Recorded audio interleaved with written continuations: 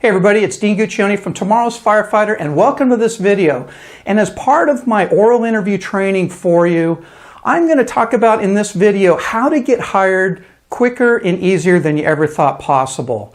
And you're probably wondering, gosh, Dean, how am I going to accomplish that? And the way you're going to accomplish that is by being effective in everything that you do. And everything you do works towards you becoming a full-time professional firefighter, which is working towards your goal. And it's my job to help show you the things that will cause you to spin your wheels or to slow you down or to distract you or get you off focus of your plan. And your plan is actually the first thing that you're going to need to do. And that means planning out everything that you need to do to get hired. And there's an enormous amount of components to the hiring process. You've got the application, you've got the physical fitness part of it with your CPAT or BIDL, which is your physical agility part. Then you've got the written exam. Then you have the oral interview. Then you may have a chief's interview after that, and then your background and a psychological exam and a polygraph and all these things that are part of the hiring process. And I'm going to help streamline that a little bit for you so everything you're doing is moving you towards that goal. So the second thing is I'm going to show you how to prepare effectively. So you spend your time doing the most amount of work in the least amount of time to be the most effective and retaining that most information, okay? So then the third thing is you've got to get a coach and a mentor. And frankly, that's what I'm here for. I'm here to be your mentor and I'm here to be your coach. And I'm going to go into a little bit more in depth about how to choose a mentor and how to choose a coach and some of those folks to avoid, all right? So then the next thing is you've got to test. You've got to take as many tests as you can.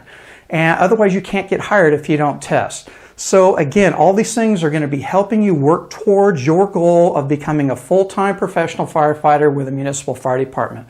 So let's talk about the first thing, is having a plan. Now, when you first start out, you've got to have EMT. EMT is the very first class that you should be taking as part of your plan. Because you can't become a reserve, you can't drive an ambulance, you can't do anything without being a certified EMT and having your EMT license. That's a very, very first class you should take. Then you're going to map out your core classes. You're going to go to community college, you're going to take your core classes, and you're going to sign up in the fire technology department, and you're going to do all those things that's going to help you get into the fire academy. And that means taking the BIDL. So you're going to have a physical fitness plan.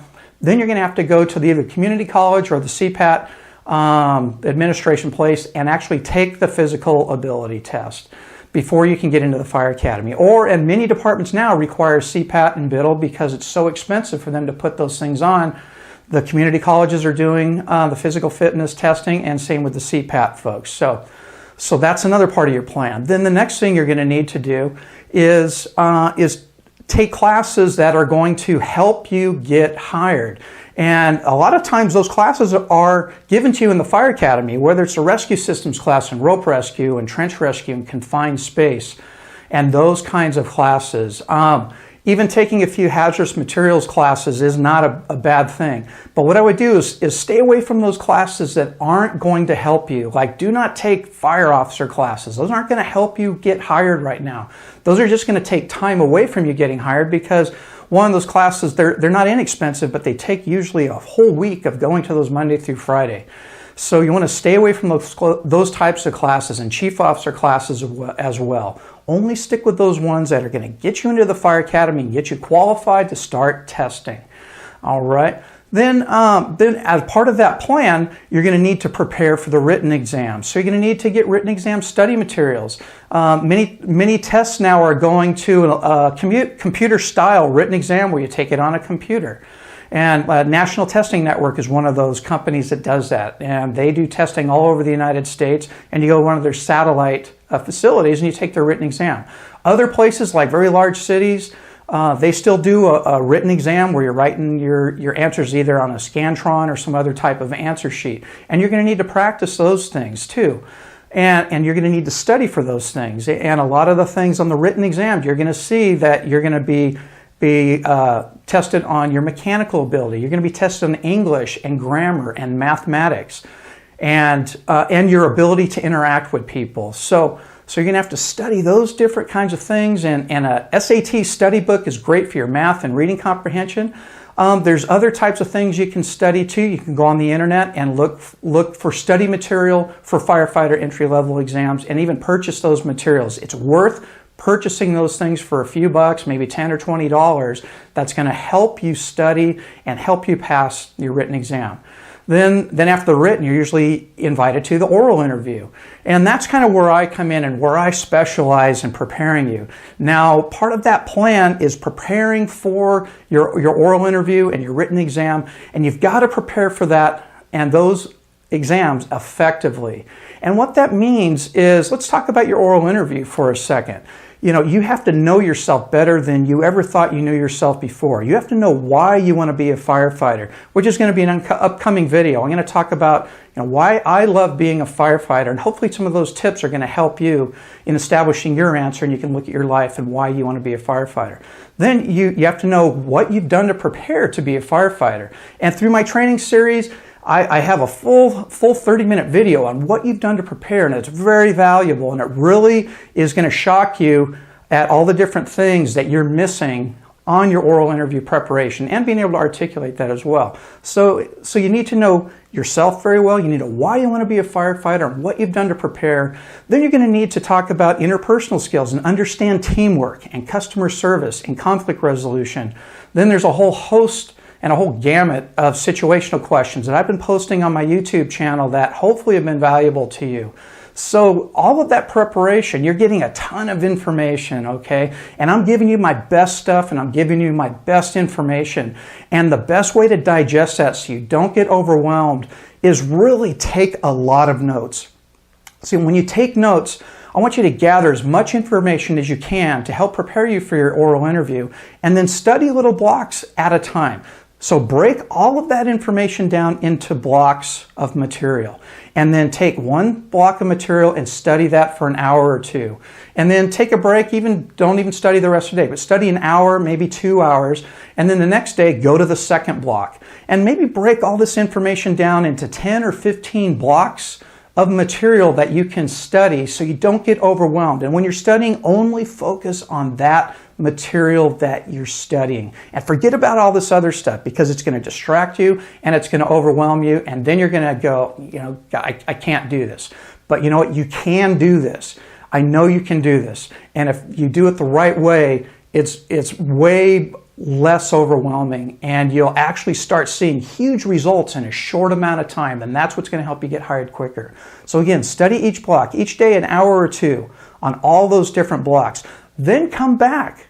So you've gone through all 10 or 15 blocks of your material that you've written out, and then come back to the beginning and do that again. And once you start learning your material and getting better at it, then you can start studying more blocks. Maybe say you study 2 blocks of that information, because it's going to be more familiar to you now. So study 2 blocks of information, maybe in a couple of hours, and then the next day study 2 more blocks, and so on. Then before you know it, you got to repeat and repeat and repeat, going through all those blocks of material, just like you do in a college class, or just like you do in the Fire Academy, for those of you who've been through the Fire Academy. And believe me, once you go through and just continually rotating through there, you're going to learn that material so well that you're going to be able to have that conversation with the oral interview panel that I always talk about in all my videos. So that's my goal for you, and that's how you effectively study. Study blocks, little blocks at a time, and then start putting it all together, and it won't be overwhelming to you, and you're going to learn exponentially. You're going to learn so quick that you're going to go, holy cow, I've been spinning my wheels. All right? So now then, let's talk about coaches and mentors. I'm here to be your coach and your mentor, and I'm giving you my best information. I'm giving you the stuff that I know works and the stuff that is effective in your oral interview. And I just want to caution you to really be careful who you choose as a coach. Whether you choose me or not, if you don't choose me, that is okay. But if you do choose another coach or mentor, you've got to figure out if they know what they're talking about. And there's so many people that help others become firefighters that they do it in the wrong way, because they've never been involved in the hiring process. And those are the people that you really have to watch out for. That they mean well and they're really trying to help you, but they don't understand the oral interview process, and they don't truly understand what the interview panels are looking for in a candidate, because most of them have never sat on a firefighter oral interview panel and they've never interviewed folks.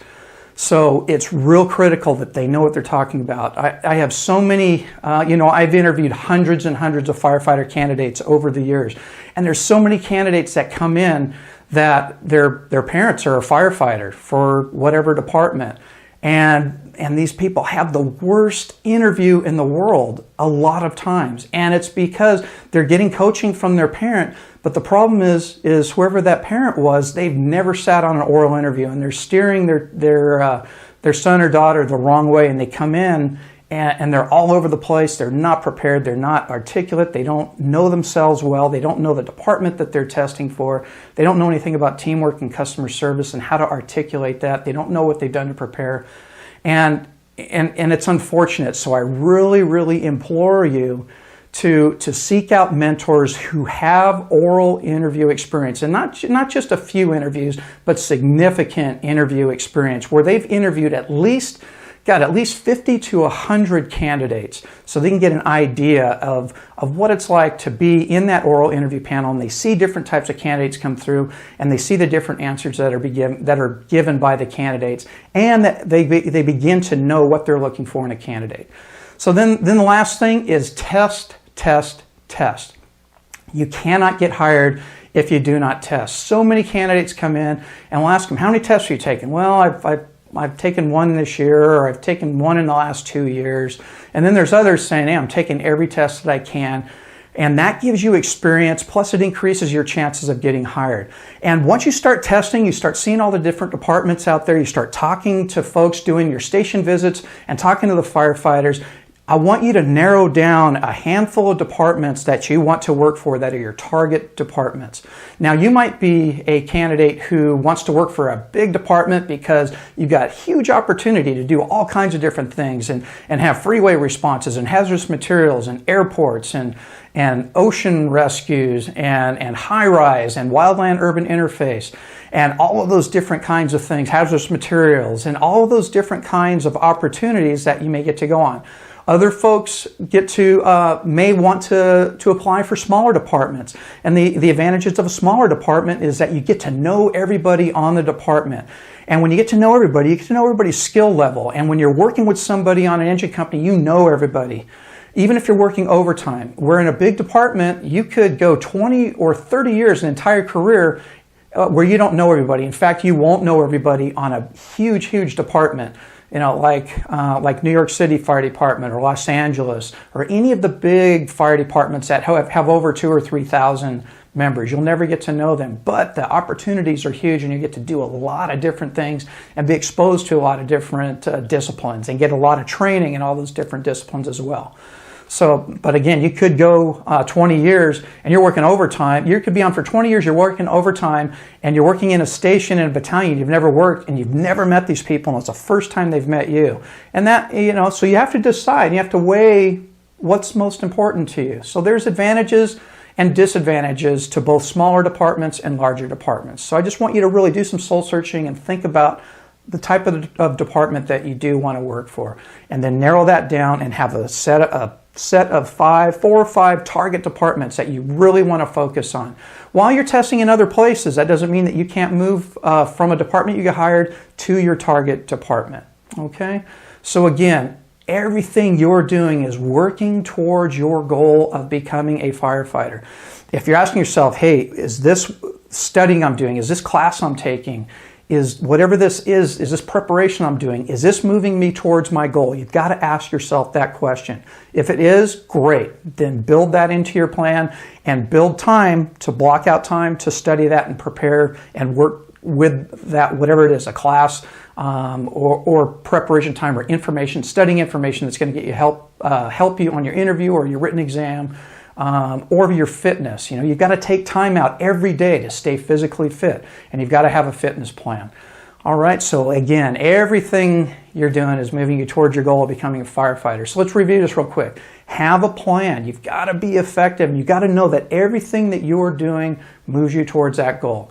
Then secondly, you have to prepare properly. So again, remember to block out time for physical fitness, block out time to study, all the different things for your written exam and your oral interview. Then seek out coaches. You know, I would love to be your coach, and I hope that you watch all my videos on YouTube and on my website, Tomorrow's Firefighter, because I give you a ton of my best information for free. But again, if you decide not to use me, that's okay, and I understand, and that's fine, because we all need to do what's comfortable for us to help us succeed. So again, find that person who has interview experience and knows the hiring process and knows what interview panels are looking for in a candidate.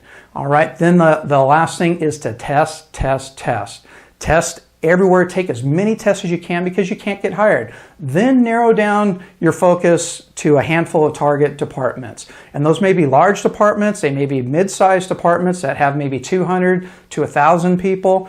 Or you may be a large department person and that you want all that opportunity and all that excitement. Or you may be a small department person at 120 members or less. And you just have to do some soul searching and decide for you what it is that you want the most out of that. And then focus on those departments and test with those departments, because you will get hired. You will get hired on your target department if you prepare properly and you do all the things in your plan that I just set out for you. So I really hope this served you, and I really hope that if you're watching this on YouTube, to like it, to subscribe to my YouTube channel, to leave a comment, leave a question. And I also have my blog on Tumblr as well. And if you are watching this anywhere except tomorrowsfirefighter.com, go on over there. That's where all the cool stuff happens. I've got my video blog over there that has a bunch of videos and stuff. So again, thank you for watching, and I really hope this served you well, and I will see you in the next video. All right, you take care.